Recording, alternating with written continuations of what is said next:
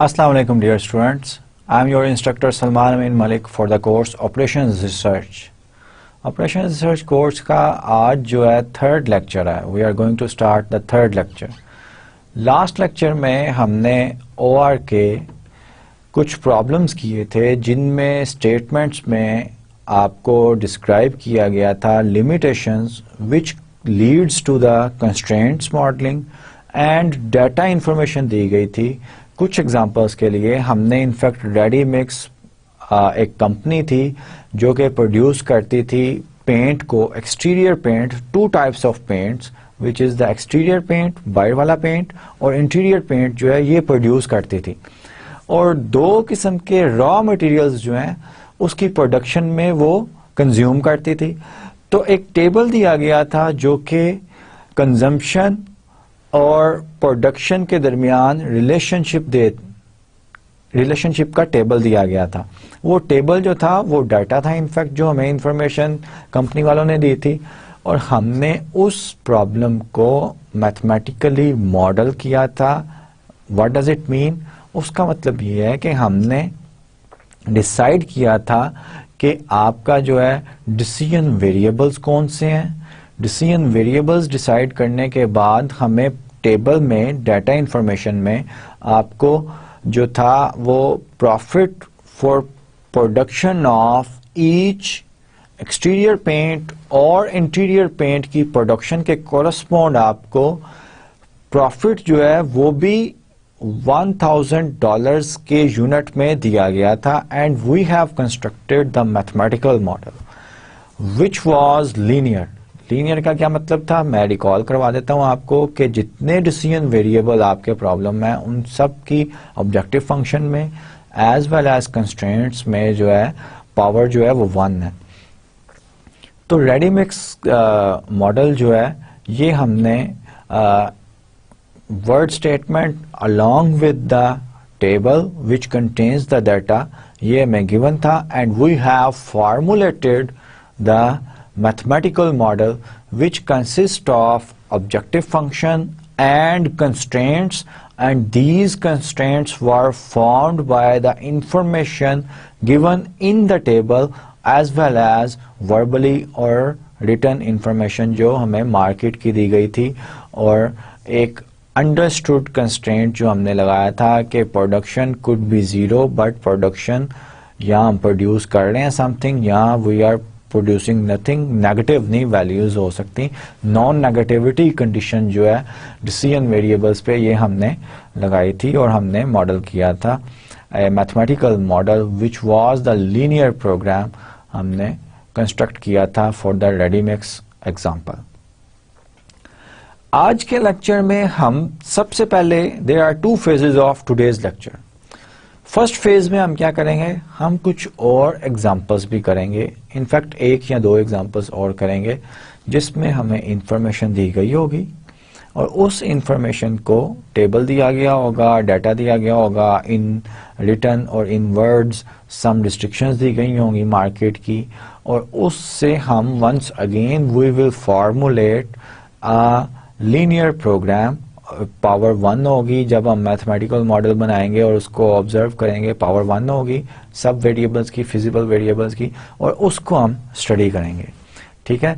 और इन दोनों मॉडल्स का जो है हम सोल्यूशन जो है ऑप्टिमल सोल्यूशन, सबसे पहली बात देखते हैं हम कि फिजिबल सोल्यूशन हो. सोल्यूशन फिजिबल होना चाहिए.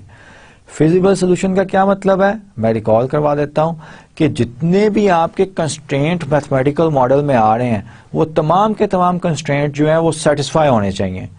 Such a value of decision variable which when substituted in the all the constraints of your mathematical model, then all the constraints are satisfied, then we say that these values of the decision variables are feasible.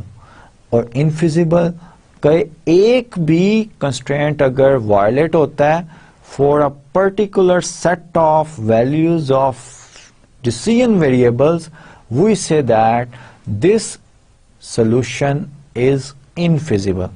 अब feasible solutions मैंने last में lecture के एक example की थी जिसमें feasible solutions जो हैं वो एक से ज्यादा हो सकते हैं। जब एक से ज्यादा फिजिबल सॉल्यूशन हो तो हम बेस्ट फिजिबल सॉल्यूशन जो है वो पिक करते हैं।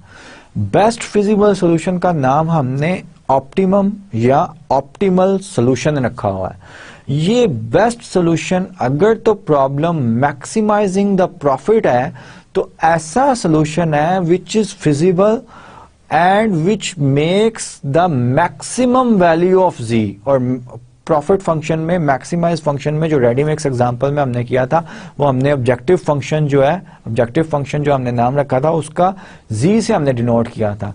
सो ऐसा फिजिबल सॉल्यूशन जो कि मैक्सिमम वैल्यू दे किसकी, ऑब्जेक्टिव फंक्शन जी की, उसको हम कहते हैं कि ये ऑप्टिमम एंड और ऑप्टिमल सॉल्यूशन है। ये तो रिकॉल हो गया।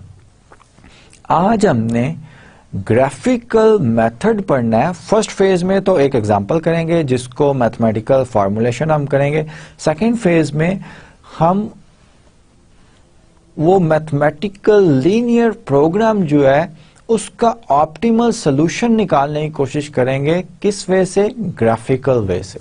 ठीक है, so let's start the today's lecture which is the third lecture of operations research. So the first example which we are going to model is about the Windor Glass Company। ये company है जो कि Windows जो है वो construct करती है। ठीक है, The Windor Glass Company produces high quality glass products including windows and glass doors. It has 3 plants. इसके 3 plants हैं. Aluminium frames and hardware are made in plant 1. Wood frames are made in plant 2. And plant 3 produces the glass and assembles the products. अब product 1 जो है वो define की गई है कि what type of products these companies are producing। Wyndor glass company जो है ये किस किस्म की प्रोडक्ट्स जो है प्रोड्यूस कर रही है। फर्स्ट प्रोडक्ट है कि 8 foot glass door with aluminium framing. ऐसा डोर प्रोड्यूस कर रही है जिसका एल्यूमिनियम फ्रेम है। दूसरा प्रोडक्ट क्या है, अ 4x6 foot double hung would framed window. Would framed window जो है ये प्रोड्यूस कर रही है कंपनी जो है। ठीक है, अब product 1 requires some of the production capacity in plant 1 and 3 but none in plant 2. So this is the information which was given in words. Product 2 needs only plant 2 and 3. Similarly आपकी book में Hillier Lieberman से ये example ली गई है। उसमें काफ़ी detail दिया गया है कि ये कंपनी जो है लॉस में जा रही थी। देन हायर अथॉरिटीज़ ने ओआर कंपनी जो है ओआर टीम एक हायर की जिसका ये टास्क दिया कि हम ये 2 चीज़ें प्रोड्यूस करना चाह रहे हैं और ये उसका डाटा टेबल है और ऑप्टिमम सॉल्यूशन जो है वो निकालें। अब ये टेबल जो है ये टेबल डिस्क्राइब कर रहा है कि प्लांट 1 में प्रोडक्ट 1 जो कि यहाँ पे मैंने आपको बता दिया कि प्रोडक्ट 1 क्या, 8 foot glass door with aluminium framing. ये प्लांट 1 में इसको 1 आवर प्रोडक्शन कैपेसिटी है इसकी। प्रोडक्शन टाइम पर बैच, एक बैच अगर किसी भी प्रोडक्ट का लगता है तो टाइम कितना लगता है ये टेबल ये डिस्क्राइब कर रहा है। प्रोडक्ट 1 के लिए प्लांट 1 में 1 hour for each batch. Product 2 के लिए प्लांट 1 कोई ज़रूरत नहीं है क्योंकि प्रोडक्ट 2 में वुड फ्रेम्ड विंडो है। प्लांट 1 जो था वो क्या करता था, एल्यूमिनियम फ्रेम्स जो है डोर्स के या विंडोज़ के वो बनाता था। तो वुड फ्रेम अगर प्रोडक्ट 2 है तो ऑफ कोर्स हमें कोई काम नहीं चाहिए प्रोडक्ट 2 का प्लांट 1 में। Similarly product 1 has 0 hours in plant 2 और प्लांट 2 जो था वो वुड फ्रेम्स बनाता है, और प्रोडक्ट 1 में फ्रेमिंग जो है वो एल्यूमिनियम की है. ऑफ कोर्स प्लांट 2 में एल्यूमिनियम फ्रेमिंग वाले का कोई काम नहीं है, so we need 0R. Whereas product 2 in plant 2 requires 2 Rs. Plant 3 में जो कि plant 3 produces the glass and assembles the products, जो product frames हम बना रहे हैं plant 1 और plant 2 में, plant 1 में एल्यूमिनियम के बना रहे हैं और plant 2 में वुड के बना रहे हैं. अब ग्लास को और फ्रेम को फिक्स भी तो करना है. प्लांट 3 में ये दोनों काम हो रहे हैं, ग्लास भी बन रहा है और फ्रेम में फिट भी हम कर रहे हैं. तो प्रोडक्ट 1 जो है उसको 3 आवर्स लगते हैं, प्रोडक्ट 2 को 2 आवर्स लगते हैं. अब production time available per week in hours is given by this one. Plant 1 is available maximum for 4 hour, plant 2 is available maximum for 12 hour, plant 3 is available maximum for 18 hour in a week. ठीक है. अब product 1 जो produce करती है profit पर batch वो $3,000 है. Product 2 जो प्रॉफिट प्रोड्यूस करती है वो $5,000 है. अब यूनिट अगर मैं कर लूं $1,000 एंड $1,000 तो ये मेरा क्या बन जाएगा 3 और ये मेरा क्या बन जाएगा 5 बन जाएगा. और I have to formulate the mathematical linear programming model for this particular problem in which we want to, of course, this is profit, we want to maximize our profit. Profit को maximize हम करना चाह रहे हैं. Formulate, अब ये problem क्या है? Formulate the linear programming problem. अब मैं सपोज कर लेता हूं टेबल, मैंने इंफॉर्मेशन जो मेरी टेबल में इंपॉर्टेंट इंफॉर्मेशन है वो मैंने टेबल इस स्लाइड में रखा हुआ है. मैं सपोज कर लेता हूं कि I produce x1 number of batches of product 1 produced per week. क्योंकि ये आवर्स मेरे मैक्सिमम आवर्स जो हैं ये पर वीक में दिए गए हैं, तो पर वीक ही प्रोडक्शन मैं सपोज करूंगा. ये बड़ा इंपॉर्टेंट पॉइंट है. x2 number of batches for product 2 produced per week, Z the total profit per week in $1,000 from producing these products. ये मैंने notions define कर ली. Then अगर x1 प्रोडक्ट 1 का है तो प्लांट 1 में कितना टाइम मैं लगा रहा हूं x1 into this 0 into x2 और पर वीक अवेलेबिलिटी ये है मेरी maximum availability. This should be less than equals to 4. Similarly, x1 0, x2 2 less than or equal to क्या होना चाहिए 12, 3x1 2x2 less than or equal to क्या होना चाहिए 18. अब $1,000 में मेरा प्रॉफिट है तो प्रॉफिट मेरा क्या बन जाएगा, ऑब्जेक्टिव फंक्शन क्या बन जाएगा 3x1 प्लस 5x2, क्योंकि total profit अगर x1 number of batches are produced in 1 week, then the total profit obtained by selling x1 batches of product 1 equals 3 into x. Then similarly the total profit of the total profit obtained by selling x2 number of batches of product 2 per week is 5x2. तो total profit x1 batch और x2 batch से कितना होगा, इन दोनों का हम सम कर देंगे. So the objective function is z equals 3x1 plus 5x2 and these are the decision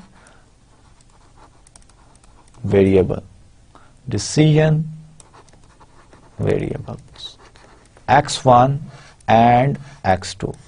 ठीक है, दोनों डिसीजन वेरिएबल है. अब ये प्रॉफिट है तो ऑब्जेक्टिव फंक्शन को मैंने क्या करना है, मैक्सिमाइज करना है. ठीक है. अब अगर x1 बैचेस में प्रोड्यूस करता हूं पर वीक तो 1 into x1 ये टोटल टाइम होगा per week which has been spent for producing x1 batches of product 1, and it should be x1. My constraints are x1 plus 0x2 less than or equal to 4, 0x1 plus 2x2 less than or equals to 12, 3x1 plus 2x2 less than or equals to 18. इसको further अगर मैं simplify करूं तो x1 less than equal to 4, 2x2 less than और equal to 12, 3x1 plus 2x2 less than और equals to 18, ये constraint बनते हैं. अब एक और लास्ट रेडी मिक्स वाली कंपनी में भी एग्जांपल में एक और अजम्पशंस थी जो कि कंस्ट्रेंट के कोरस्पॉन्ड आती थी कि we are producing 0 or something which is greater than 0.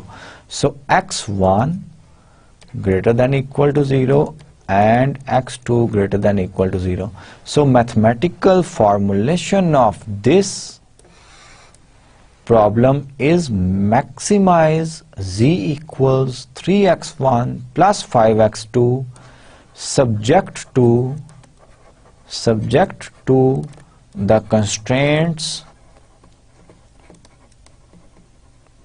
These are the constraints: x1 less than equal to 4, 2x2 less than equal to 12 जो कि सिंप्लीफाई होके x2 less than equal to 6 बन जाता है, 3x1 plus 2x2 less than equal to 18, ये third constraint है, and the fourth constraint the non negativity of decision variable, the fourth constraint. So this is the required mathematical formulation of this problem in which we want to maximize the profit subject to these conditions.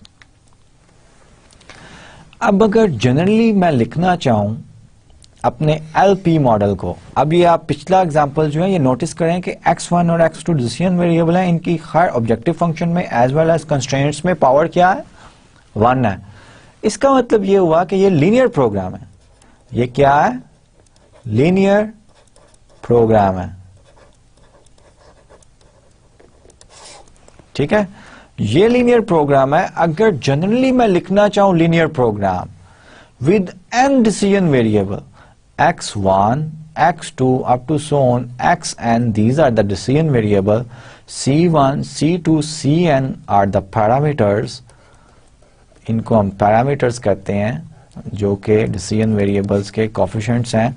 Subject to the restrictions, these are the constraints जो कि हमें data से दी गई होती हैं, और ये table data है. रिसोर्स 1, सपोज कि ये कोई फैक्ट्री है प्रोड्यूसिंग n टर्म्स, ठीक है, और रिसोर्सेज उसके प्लांट्स जो हैं वो m प्लांट्स हैं, और हर एक्टिविटी जो है वो ये कॉस्ट करती है फॉर ईच रिसोर्स. ठीक है, तो इस टेबल से अमाउंट ऑफ रिसोर्स अवेलेबिलिटी, इन रिसोर्सेज की अवेलेबिलिटी जो है ये B1 B2 up to so on Bm है, और ये एक्टिविटी 1 जो है takes this resource such type of amount. अगर एक्टिविटी 1 के लिए मैं डिसीजन वेरिएबल x1, एक्टिविटी 2 के लिए x2 up to so on activity n के लिए xn, अगर मैं एक्टिविटी जो है प्रोडक्शन जो मैं मेरी एक्टिविटी की है वो ये है, तो A11 into x1 will be the usage of resource 1 by the activity 1 if we produce something x1 units by activity 1. So all these activities x2 up to so on xn maximum availability से less than or equal to होना चाहिए. यही आपका first constraint है. Similarly, second constraint, so on and so forth, we have m different constraints. अब positivity की कि we are producing something or nothing, negative नहीं हो सकती, ये positivity constraint है. So this is the LP model in general. ठीक है, Let's start the topic of finding the solution, optimal solution, which is the best feasible solution for a given linear program model. उससे पहले मैं आपको ये recall करवाना चाहता हूं कि 2 वेरिएबल्स में आप एक इक्वेशन को प्लॉट किस तरह करते हैं प्लेन में. ठीक है, these are my x1 axis, this is my x2 axis. ये थोड़ा टेढ़ा हो गया, ये बिल्कुल स्ट्रेट लाइन होती है. ऑफ कोर्स मैं अपने हाथ से जो है ये बना रहा हूं, तो ये दैट्स व्हाई इट इज थोड़ा सा टेढ़ा हो गया. ठीक है, इट डजंट मैटर. अब अगर मैंने ये प्लॉट करनी है x1 प्लस 3x2 इक्वल्स 1, ये इक्वेशन है. Linear equation in 2 variables always represents a straight line. Straight line को plot करने के लिए I need only 2 points because in 2D plane from 2 different points we can plot only one unique line. अब इसको plot करना है तो आप simply क्या करें, आपको 2 points चाहिए, आप x2 की कोई भी वैल्यू डाल दें, x1 की वैल्यू आ जाएगी. ठीक है, एक पॉइंट आपके पास आ जाएगा. सिमिलरली x2 की दूसरी बार कोई डिफरेंट वैल्यू डाल दें. फॉर एग्जांपल x2 की मैं एक वैल्यू डालता हूं 0, x1 क्या आ रहा है 1. इसका मतलब है कि 1 0 ये पॉइंट जो है ये लाइन पे है. सिमिलरली मैं x1 अगर 0 डाल दूं तो x2 मेरा क्या आ रहा है 1/3 आ रहा है. इसका मतलब है 0 1/3 ये x2 एक्सिस पे पॉइंट है जो कि लाइन के ऊपर है, और ये पॉइंट जो है ये x1 एक्सिस पे लाइन के ऊपर है जो ये लाइन है जो हमने प्लॉट करनी है उसके ऊपर है. ठीक है, अब मैं स्केल कर लेता हूं अपने ग्राफ को. ये मेरा 1 है, ये मेरा 2 है, ये मेरा 3 है. ये इक्वल स्पेस होनी चाहिए, 0 1 जितना है मैं अपने हाथ से काट रहा हूं, दैट्स व्हाई थोड़ा बहुत डिफरेंस जो है आ सकता है. अब इस सिमिलरली यहां पे भी मैं काट देता हूं 1, यहां पे ये 2 आएगा. अब ये 1 0 पॉइंट जो है ये मेरी इस लाइन के ग्राफ पे है, ये पॉइंट लाइन के ऊपर है क्योंकि ये मैंने x2 इक्वल 0 डाला और x1 1 आ रहा है. So this point satisfies this line. ये वैल्यूज x1 इक्वल 1 और x2 0 डालें, 1 + 3 × 0 equation satisfy हो रही है, 1 = 1. It means this point lies on the point. Similarly, x2 अगर 0 डालें और x1 जो है x1 अगर 0 डालें और x2 इक्वल्स 1/3 डालें तो इक्वेशन वंस अगेन सेटिस्फाइड हो रही है जो कि 0 + 3 × 1/3 इक्वल्स 1, 1 = 1, ये सेटिस्फाई हो रही है इक्वेशन. ठीक है, सो 1/3 कहां पे होगा, 1/3 इनफैक्ट 0.333. इस 0 1 को 3 इक्वल सेगमेंट्स में डिवाइड कर दें. 1/3 यहां पे कहीं अप्रोक्सीमेटली आपको होगा, और ये पॉइंट जो है ये भी लाइन के ऊपर है. तो 2 पॉइंट्स हैं आपके पास, लाइन ज्वाइन कर दें. This is the plot of this line which extends from here to here. अब अगर ये मैंने प्लॉट करना है which is inequality, which is x1 + 3x2 less than और इक्वल्स टू 1. ठीक है, ये प्लॉट क्या है. ठीक है, ये प्लॉट इनइक्वालिटीज इनफैक्ट जो है स्ट्रेट लाइन की जो है नीचे या ऊपर वाला जो है प्लॉट दिखाते हैं. Before I explain this one, let me recall you also slope, intercept, form of a straight line. ये मैं इसलिए रिकॉल कर रहा हूं कि ग्राफिकल सॉल्यूशन निकालने के लिए हम ऑल द कंस्ट्रेंट्स को प्लॉट करेंगे. ठीक है, और फिजिबल रीजन जो है वो आइडेंटिफाई किया करेंगे. ये सब मैं करवाता हूं अभी आज के लेक्चर में. स्लोप इंटरसेप्ट लाइन क्या होती है, y equals M X plus C, ये आपने पढ़ी होगी कैलकुलस में, ठीक है। अब x1 axis usually x axis होता है और x2 एक्सिस ये आपका y एक्सिस होता है। तो स्लोप इंटरसेप्ट फॉर्म क्या है कि लाइन का स्लोप जो है, स्लोप इनफैक्ट क्या होता है, steepest, how steep is the line, ठीक है। 0 से x एक्सिस का या x1 एक्सिस का स्लोप 0 होता है और कोई भी लाइन ये है स्लोप इसका 0 से बढ़ता जा रहा है, बढ़ता जाएगा स्लोप, ऑल दीज लाइंस का स्लोप बढ़ता जा रहा है, बढ़ता जा रहा है, बढ़ता जा रहा है। और y एक्सिस का स्लोप जो होता है वो क्या होता है, इंफिनिटी होता है। स्लोप ऑफ y और x2 axis is infinity, slope of x और x1 एक्सिस इज 0। ये स्लोप x एक्सिस से स्टार्ट होकर लाइंस का बढ़ता है अप टू y एक्सिस, फिर नेगेटिव हो जाता है and so on and so fourth. ये आपने कैलकुलस में पढ़ा हुआ है। अब अगर स्लोप इंटरसेप्ट फॉर्म दी गई हो, ये इंटरसेप्ट c जो है ये इंटरसेप्ट होता है x एक्सिस का। फॉर एग्जांपल इसी लाइन को मैं प्लॉट किया ना, इस लाइन को मैं लिख सकता हूं x2 equals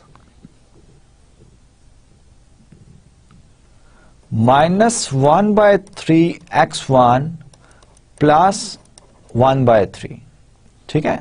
x2 equals -1/3 x1 plus 1/3। अब x1 0 y एक्सिस पे होता है ना, तो ये बताता है कि c जो कांस्टेंट है ये y इंटरसेप्ट है 1/3 पे। यही लाइन हमने बनाई थी ना l, इसका y इंटरसेप्ट 1/3 पे ही था ना।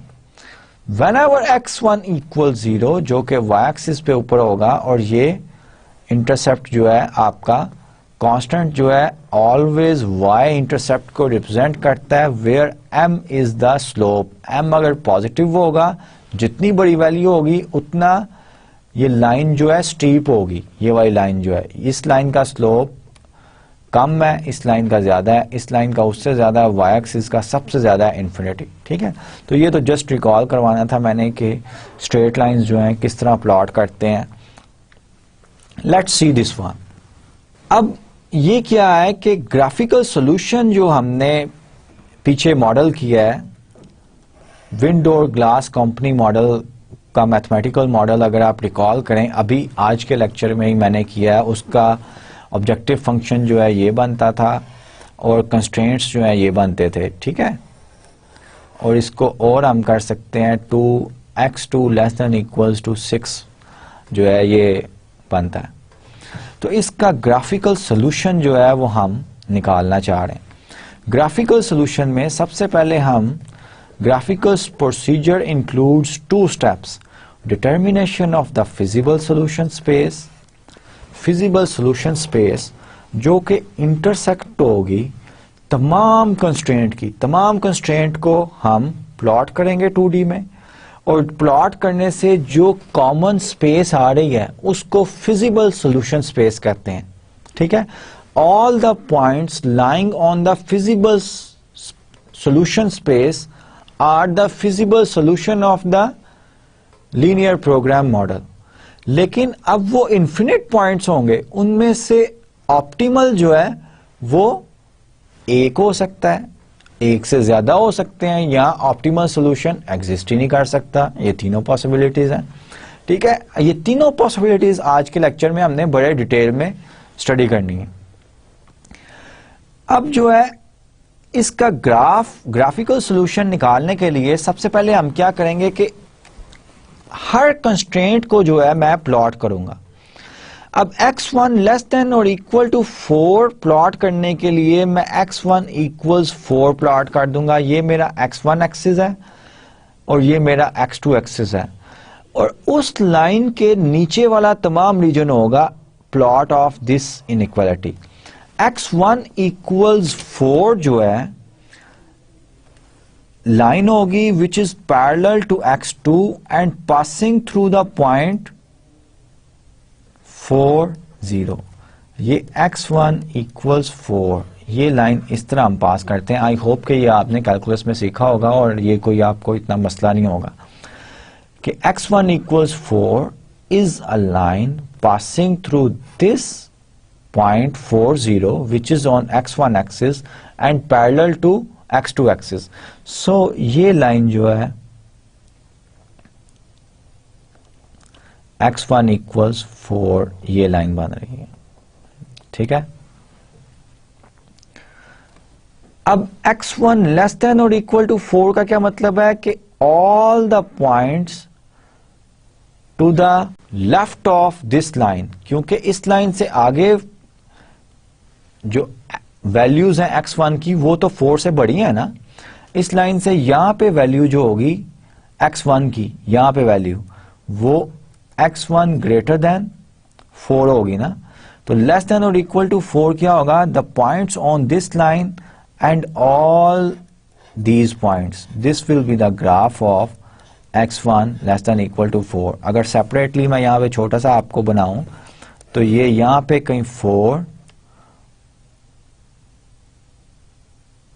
है, ये लाइन है, तो ये all the region this one, और क्योंकि नेगेटिव भी रीजन होगा लाइन का, लेकिन एट द एंड ये जो कंस्ट्रेंट x1 x2 पॉजिटिव है तो हम we will always remain in the first quadrant. So this is the graph of x1 equals 4, ठीक है। अब 2x2 इक्वल्स 12 जो कि x2 less than equals to 6, इसके लिए x2 इक्वल्स 6 जो है ये मैं प्लॉट करूंगा। ये लाइन क्या, x2 इक्वल्स 6 जो है ये लाइन पास करेगी 0 6 से और ये पैरेलल होगी x1 एक्सिस के। 0 6 इसका प्लॉट ये है, ठीक है। अब all the values x2 which are above 6 वो बड़ी होंगी ना, तो इसका मतलब है कि x2 लेस देन और इक्वल टू 6 का ग्राफ क्या होगा, दिस वन। इस लाइन के नीचे जितने भी पॉइंट्स हैं वो सारे ये सब प्लॉट होगा, ठीक है। इन अदर वर्ड्स यहां पे अगर मैं छोटा सा बनाना चाहूं ग्राफ सिर्फ x2 less than equal to 6 line का, तो यहां पे 6 कोई पॉइंट होगा, ये लाइन होगी और इससे नीचे वाले तमाम पॉइंट्स जो हैं positive as well as negative, ये x1 एक्सिस है, ये प्लॉट है आपका। और ये लाइन क्या है, x2 इक्वल 6 है। ये प्लॉट किसका है, जो मैं ये लाइंस बना रहा हूं, this line including all these points, this is the plot of x2 less than और इक्वल टू 6, ठीक है। तो ये प्लॉट आ गया। अब नेक्स्ट क्या है, नेक्स्ट मेरे पास एक ये लाइन है। इस लाइन को प्लॉट करने के लिए मुझे 2 पॉइंट्स चाहिए।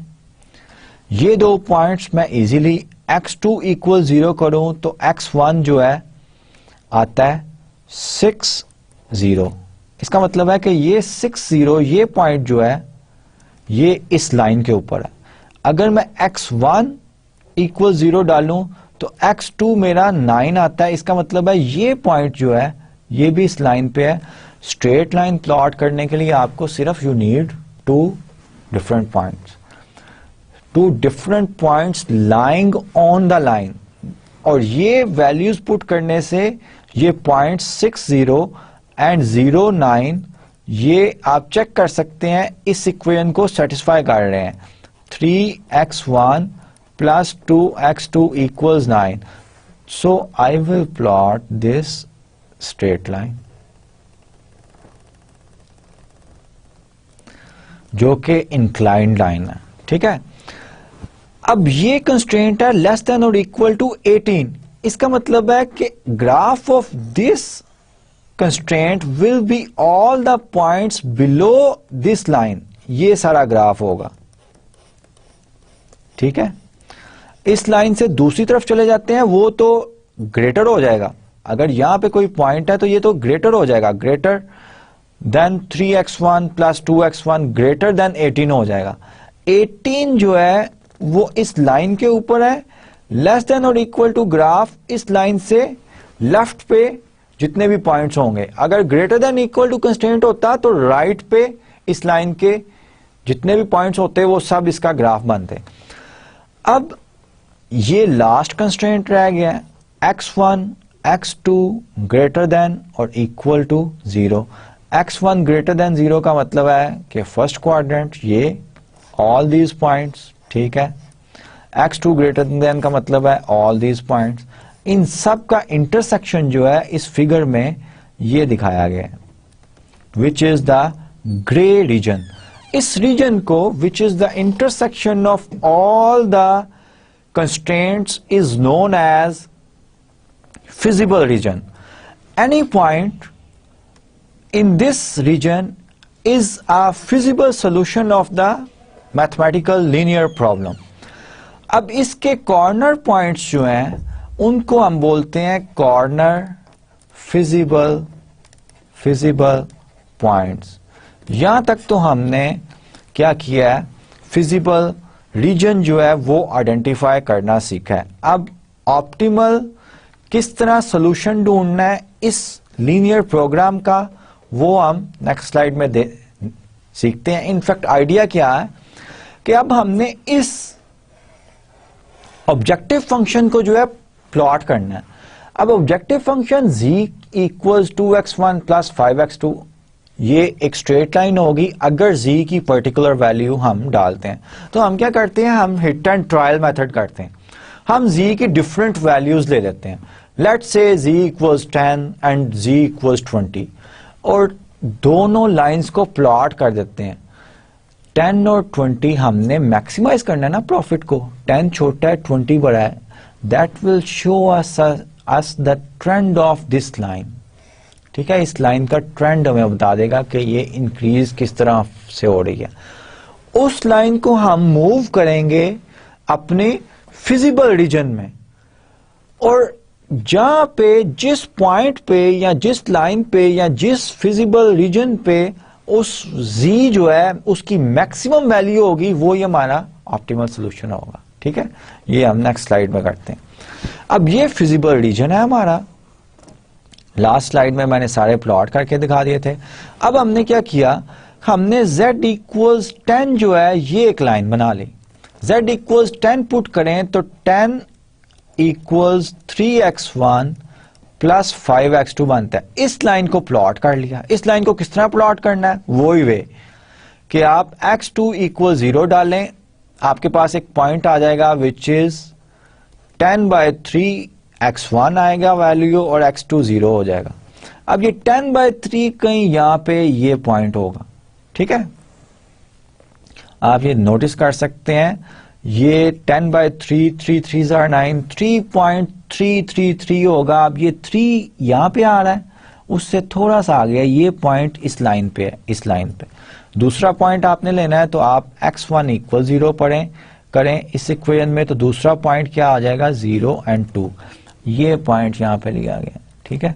सो this is the objective function for z equals 10। ये ऑब्जेक्टिव फंक्शन z इक्वल्स 10। अब ऑब्जेक्टिव फंक्शन को हम मैक्सिमाइज करना चाह रहे हैं ना with in that feasible region, तो हम लेट्स से z इक्वल्स 20 लेके 23x1 प्लस 5x2 जो है इसको प्लॉट करते हैं, ठीक है। इसको प्लॉट करते हैं, इसको भी प्लॉट इसी तरह करेंगे। You will get this line, ठीक है, ये लाइन। इसी तरह इस z को मूव करवाते जाएंगे। z इक्वल्स 36 अगर मैं लिखूं, जो कि 36 2 और 6 पॉइंट के कोरस्पोंड है, तो मेरा ऑब्जेक्टिव फंक्शन जो है इस तरह पास करता है। मेरा फिजिबल रीजन जो है उसको उसके एक कॉर्नर पॉइंट पे सिर्फ कट करता है, ऑब्जेक्टिव फंक्शन टच करता है। अब अगर इससे ऊपर z इक्वल्स 36 से ऊपर 40 मैं लूं, 40 अगर मैं लेता हूं तो 40 इक्वल्स 3x1 प्लस 5x2। इसको इस लाइन को अगर मैं प्लॉट करूं, x2 इक्वल 0 करूं, तो ये मेरा आता है पॉइंट आता है x1 40 divided by 3 and x2 0. ये इसको 3 1s are 3, 13.333 आता है. ये 10 से आगे होगा, यहां पे कहीं होगा पॉइंट, ठीक है. और दूसरा पॉइंट अगर इस लाइन का मैं लूं, x1 इक्वल 0 पुट करूं, that will give me x2 equals 40 divided by 5 which is 8, और 8 यहां पे आता है. अब ये पॉइंट भी आगे है और ये पॉइंट, ये स्ट्रेट लाइन जो है इस तरह की बनेगी which is out of my feasible region. यानी कि ये z इक्वल्स 40 जो है ये फिजिबल है ही नहीं प्रॉफिट, ठीक है. z इक्वल्स 36 जो कि ये कॉर्नर पॉइंट पे कट कर रहा है, ये लाइन जो है ये फिजिबल रीजन का आखिरी पॉइंट था कि ऑब्जेक्टिव फंक्शन को हम मूव करवाते गए, और ये कॉर्नर पॉइंट था. उसके बाद जरा सा भी आगे वैल्यू ऑफ z की हम रखते हैं तो वो फिजिबल रीजन से निकल जाएगा. हमें ऐसा मैक्सिमम सॉल्यूशन z की ऐसी मैक्सिमम वैल्यू चाहिए जो कि फिजिबल रीजन के अंदर हो. वो 0.26 के कोरस्पॉन्ड है. इसका मतलब है कि आप x1 की वैल्यू 2 और x2 की वैल्यू 6 जो है, दिस प्रोड्यूसेस द मैक्सिमम और optimal solution which is in this feasible region also and which gives the maximum value of z. ठीक है, यही हमने निकालना था. अब ये आप नोटिस करें कि ये कॉर्नर पॉइंट पे आपका जो है फिजिबल सॉल्यूशन आया. ये बड़ा इंपॉर्टेंट है ऑब्जर्वेशन कि फिजिबल ऑप्टिमल सॉल्यूशन जो है वो कॉर्नर पॉइंट्स पे ही होगा. ज्यादा से ज्यादा ये पॉसिबिलिटी है कि आपका ऑब्जेक्टिव फंक्शन ऐसा हो जो कि ओवरलैप कर जाए इस लाइन पे. उस केस में हमारे पास optimal solutions will be more than one, एक से ज्यादा होंगे, ठीक है. और लेकिन होंगे तब भी कॉर्नर पॉइंट्स पे, दो कॉर्नर पॉइंट को मीट कर ले होंगे और ऑब्जेक्टिव फंक्शन z की वैल्यू इन दोनों पॉइंट्स पे सेम आ रही होगी. और ये केस हम डिस्कस करते हैं. Let's see the remark. और मैं उम्मीद करता हूं कि ये एग्जांपल आपको अच्छी तरह एक्सप्लेन की है मैंने, और and you can do yourself this example again. खुद से आप ये एग्जांपल सॉल्व कर सकते हैं और इस तरह की और दूसरी एग्जांपल्स भी. The point 26 lies at the intersection of the two lines this and this. अब ये हमारा कौन सा कंस्ट्रेंट था? ये 3x1 प्लस 2x2. और ये वाला कंस्ट्रेंट कौन सा था? 2x2 less than equal to 2. अब ये दो lines 2x2 less than equal to 12, ये कंस्ट्रेंट ये वाला लाइन है. और ये वाली लाइन जो है ये हमने कौन से कंस्ट्रेंट से प्लॉट की थी, ये लिखी हुई है. अब ये इन दोनों का पॉइंट ऑफ इंटरसेक्शन है ना, तो we can easily find out the point of intersection. x2 की वैल्यू 12 डिवाइडेड बाय 2, 6 यहां पे डाल दें तो x1 की वैल्यू क्या आ जाएगी आपके पास? 2 आ जाएगी फ्रॉम दिस इक्वेशन, ठीक है. So this point of intersection can also be obtained from the constraint equations. Although constraint में हमारे पास 3x1 plus 2x2 less than equal to 18 था, लेकिन ये हमने प्लॉट इसी तरह की थी ना कि लाइंस बनाई थी और उनके नीचे वाला रीजन और लेफ्ट वाला रीजन जो है इस इक्वेशन के लिए हमने डिफाइन किया था. So that this point can be calculated, algebraically भी कैलकुलेट किया जा सकता है as the simultaneous solution of these two equation. Conclusion क्या है? दिस सॉल्यूशन, अब ऑप्टिमल सॉल्यूशन तो हमने निकाल लिया ग्राफिकल मेथड से, अब इसको इंटरप्रेट भी तो करना है. Interpretation is this solution indicates that the window glass company should produce product 1 and 2 at the rate of 2 and 6 batches respectively per week to get the maximum profit, which is 36,000 per week.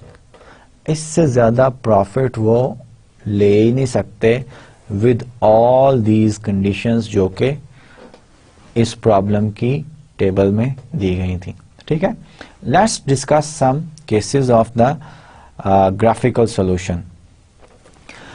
अब अगर problem वो ही है, feasible region मैंने आपको बता दिया है इस स्लाइड में, the feasible reason is the collection of all feasible solution and optimal solution is a feasible solution that has the most favourable value of the objective function. Most favourable, अगर objective function maximise का है तो of course most favourable जो है, most favourable term जो है ये explain कर रहा हूं कि मोस्ट, अगर ऑब्जेक्टिव फंक्शन आपका इस तरह का है कि मैक्सिमाइज करना है आपने प्रॉफिट को, तो मोस्ट फेवरेबल वैल्यू क्या है कि तमाम कंस्ट्रेंट भी सेटिस्फाई हो रहे हों और objective function has the maximum value.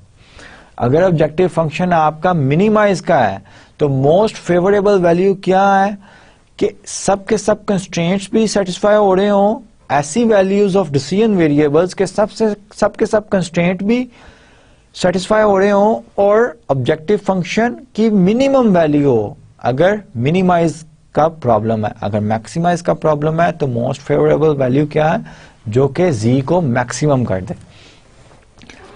अब ये वो ही आपका ये एग्जांपल जो है, ये we have no optimal solution, ये एक ऐसी एग्जांपल है। ठीक है, z जो है 3x1 प्लस x2 है, हमने तमाम कंस्ट्रेंट वो ही हैं, एक कंस्ट्रेंट बस ऐड कर दिया है 3x1 plus 5x2 greater than और इक्वल टू 50। अब इस इक्वेशन को अगर हम प्लॉट करें तो ये इक्वेशन ये वाली इक्वेशन बनती है। बाकी तमाम constraints x1 less than equal to 4, 2x2 less than equal to 12, 3x1 plus 2x2 less than equal to 18 and x1 greater than 0, x2 greater than 0, उनका इंटरसेक्शन जो है वो ये रीजन आता है। x1 ये है, ये सब यहाँ पे इस फिगर में दिखाए गए हैं। 2x2 less than equal to 12 का इस लाइन से नीचे वाला सारा रीजन है। 3x1 plus 2x2 less than equal to 18 का इस लाइन से लेफ्ट पे सारा रीजन है। अगर ग्रेटर देन इक्वल टू होता तो राइट पे होता, लेस देन इक्वल टू है तो लेफ्ट पे है, इस लाइन के लेफ्ट पे। x1 less than equal to 4 है तो इस लाइन के लेफ्ट पे सारा रीजन है। ये इंटरसेक्शन इन तमाम कंस्ट्रेंट की आ रही है। अब अगर ये एक कंस्ट्रेंट मैं ऐड कर दूं 3x1 plus 5x2 greater than और इक्वल टू 50, जो कि ये वाली लाइन बनती है, और इस लाइन का ये कंस्ट्रेंट क्या है, ग्रेटर देन इक्वल टू है, तो इस लाइन का ग्राफ क्या होगा, all the points to the right of this line. ठीक है, राइट पे ये आ रहे हैं। अगर लेस देन इक्वल टू होता तो फिर लेस देन ये आते। ठीक है, अब इस कंस्ट्रेंट को प्लॉट किया, इसका ग्राफ तो ये आ रहा है। अब ये all the remaining constraints and this constraint don't have a common region, तो फिजिबल रीजन हमारा बन ही नहीं रहा। इसका मतलब है हमारा इस प्रॉब्लम का, जो कि यहाँ पे स्मॉल रेक्टेंगल में लिखा हुआ है, इसका कोई ऑप्टिमल सॉल्यूशन है ही नहीं। रिमार्क यही लिखा हुआ है, the window glass company problem would have no feasible solution if the constraint this one were added to the problem. और ये कंस्ट्रेंट ग्राफिकली हमने देख लिया। तो ग्राफिकली सॉल्यूशन निकालते हुए सबसे पहले हम क्या करते हैं, तमाम कंस्ट्रेंट्स को प्लॉट करते हैं और feasible region which is the intersection of all constraints उसको आइडेंटिफाई करते हैं। अब इस प्रॉब्लम में क्या हो रहा है कि एक कंस्ट्रेंट का ग्राफ ऐसा है कि बाकी कंस्ट्रेंट की इंटरसेक्शन और वो कंस्ट्रेंट का ग्राफ आपस में इंटरसेक्ट ही नहीं कर रहा। So we don't have any solution of linear programming problem. अब ये क्या है प्रॉब्लम, ये प्रॉब्लम है कि we have infinite many optimal solution.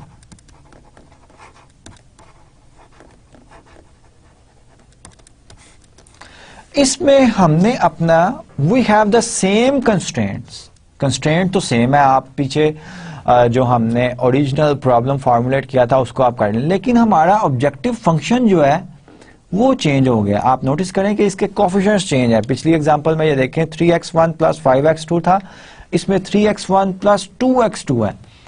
अब ये 3x1 प्लस 2x2 ऐसा मेरा ऑब्जेक्टिव फंक्शन है जो कि जिसका ग्राफ फिजिबल रीजन में ओवरलैप कर जाता है whenever I have z equals 18। ये जो कंस्ट्रेंट लिखा हुआ है हमने 3x1 plus 2x2 less than equals to 18, इसके ग्राफ के ऊपर ओवरलैप कर जाता है अगर मेरा z इक्वल्स 18 हो। और यही लास्ट, अब इससे जरा z इक्वल्स 18 से थोड़ी सी बड़ी वैल्यू 20 में ले लूं, 23x1 प्लस 2x2 करूं तो ये आपकी लाइन जो है प्लॉट अगर मैं करूं वो इस फिजिबल रीजन से इस तरफ चली जाएगी। ठीक है, out of the feasible region हो गई। सो इसका मतलब है कि optimal solution is on this line. और ये line, how many points we have infinite many points here. इस लाइन सेगमेंट के दरमियान कितने पॉइंट्स हैं लाइन के? इन्फिनिट है। We have infinite many solutions, optimal solutions which corresponds to the each point lying on this line segment। अब ये line segment है, इसमें कितने points हैं? Infinite points हैं। In fact इस line segment में भी infinite points हैं, and mathematically we can show that both these points have the same number of points। It seems absurd, लेकिन mathematically हम शो कर सकते हैं। इनफैक्ट नोबडी नोज के कितने पॉइंट्स हैं इस लाइन में और इस लाइन में भी कितने पॉइंट्स हैं। ठीक है, तो for this particular problem, linear problem, we have infinite many optimal solutions. So this is the another case. पहला केस क्या था? We have only one optimal solution. ठीक है, यूनिक सॉल्यूशन। दूसरा केस क्या था कि there is no optimal solution, क्योंकि ग्राफिकल रीजन ही, फिजिबल रीजन ही नहीं आ रहा था, तमाम कंस्ट्रेंट की इंटरसेक्शन का रीजन ही नहीं आ रहा था। तीसरा कि कंस्ट्रेंट फिजिबल रीजन आ रहा है and we have infinite many solutions as optimal solutions, the best possible solutions which are producing the maximum profit z equals 18 if we modify the. और ये इस प्रॉब्लम में और ओरिजिनल प्रॉब्लम में जो हमने मॉडल किया था, फर्क किया है कि we have modified the objective function. ठीक है, तो यही रिमार्क लिखा हुआ है जो मैंने आपको एक्सप्लेन कर दिया। The Wyndor glass company problem would have multiple optimal solutions if the objective function were change to z equals this one. Let's see the another example जिसमें आपका रीजन जो है, फिजिबल रीजन जो है वो अनबाउंडेड है, बाउंडेड ही नहीं है। इसका मतलब ये हुआ कि आपका जो है प्रॉफिट जो है वो भी लिमिटलेस है। ये फिजिकल तो नहीं है, ये एब्सर्ड है। कोई ऐसा बिजनेस है दुनिया में जिसका प्रॉफिट लिमिटलेस हो? तो लीनियर प्रोग्रामिंग में मैंने आपको आज के लेक्चर में बताया था कि जब हम प्रोग्राम वैलिडेशन करते हैं तो OR टीम जो किसी ऑर्गेनाइजेशन में काम कर रही होती है वो ये मेक श्योर करती है कि कोई इस तरह का सॉल्यूशन तो नहीं हमारा मॉडल दे रहा जो कि एग्जिस्ट ही नहीं करता। ठीक है, तो ये अनबाउंडेड सॉल्यूशन जो है उसके कोरस्पॉन्ड है, अनबाउंडेड सॉल्यूशन। अब इसमें क्या है, इसमें हमने कंस्ट्रेंट जो है मैक्सिमाइज ऑब्जेक्टिव फंक्शन वो ही है, constraint subject to x1 less than equal to 4 and constraint हमने कम कर दिए। x1 less than equal to 4 जो है वो ये वाली लाइन है। ठीक है, अब x1 ग्रेटर देन 0 वो ये सारा रीजन है, लेस देन इक्वल टू 4 ये रीजन बनता है सारा, ये ग्राफ बनता है इनइक्वालिटी का।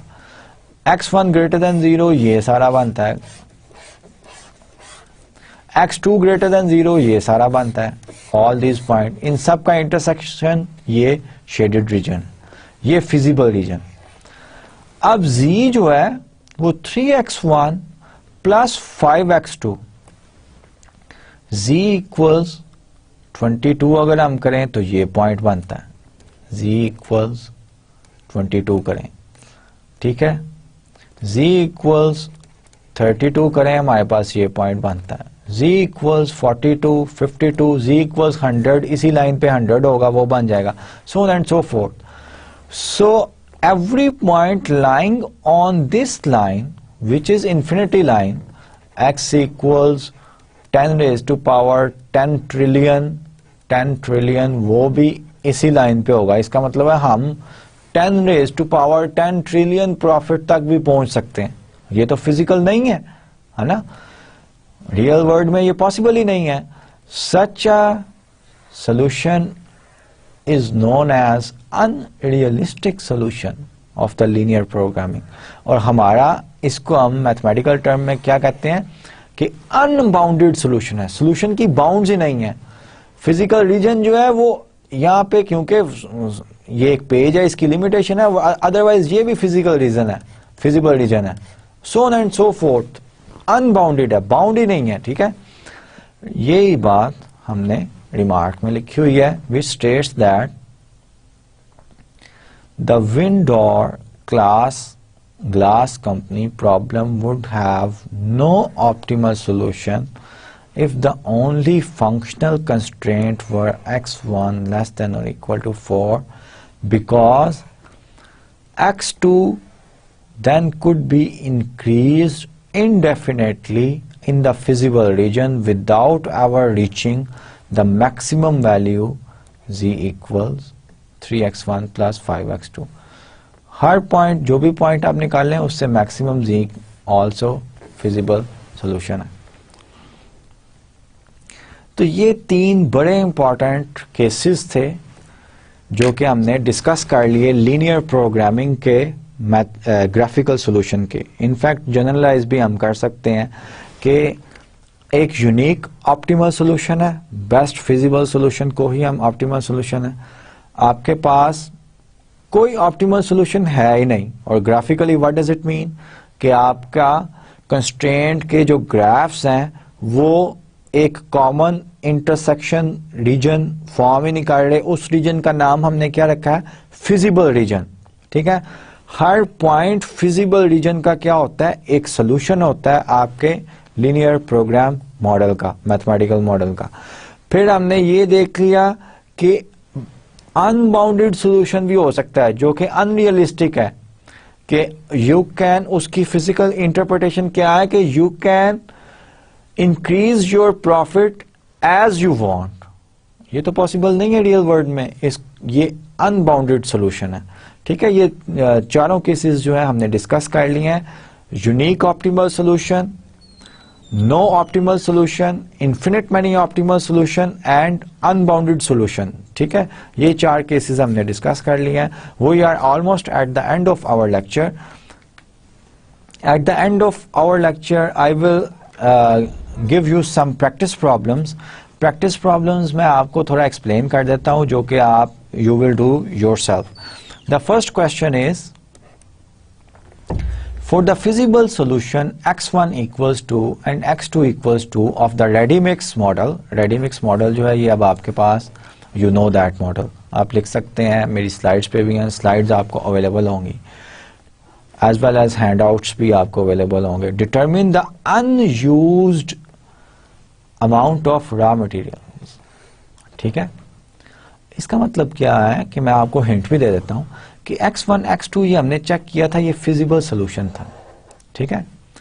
ये जब फिजिबल सोल्यूशन आ गया तो m1 के कोरस्पोंड आपके पास एक कंस्ट्रेंट था ना, और m2 के कोरस्पोंड भी एक कंस्ट्रेंट था।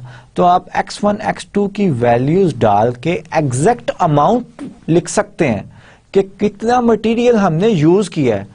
अब इन मटेरियल्स की M1 और M2 की मैक्सिमम अवेलेबिलिटी जो थी वो भी हमें दी गई थी।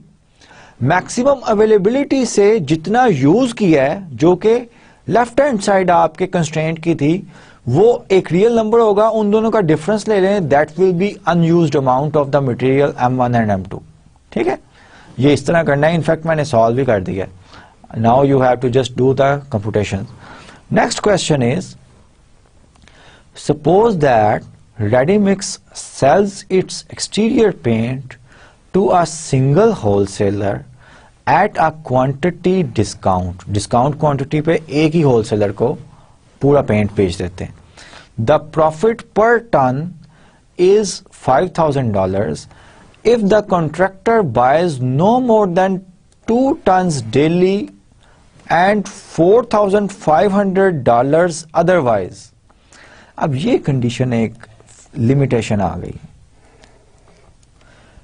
कि अगर 2 टन से ज्यादा रेडीमिक्स कंपनी एक ही डीलर को पेंट अपना बेचती है, वो डीलर के साथ कमिटमेंट कर लेती है कि अगर डेली आप 2 टन से ज्यादा नहीं लेंगे तो $5,000 पर टन जो है ये हमारा प्रॉफिट होगा.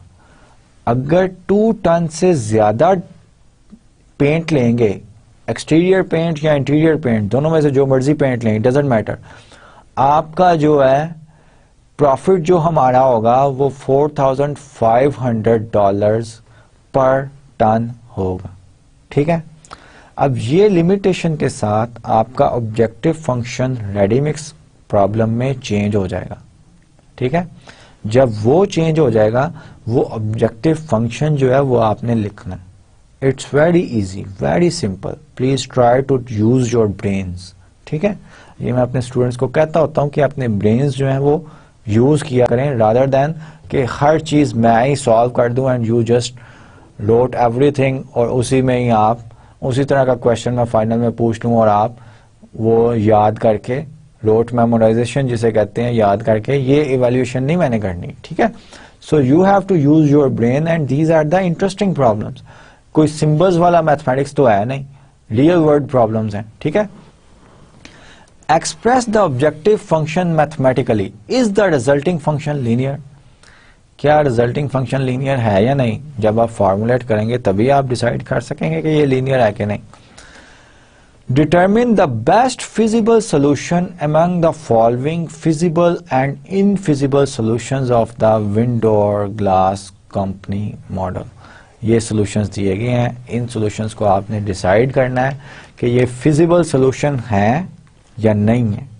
अगर फिजिबल सॉल्यूशंस हैं तो आपने best feasible solution among these solutions निकालना है.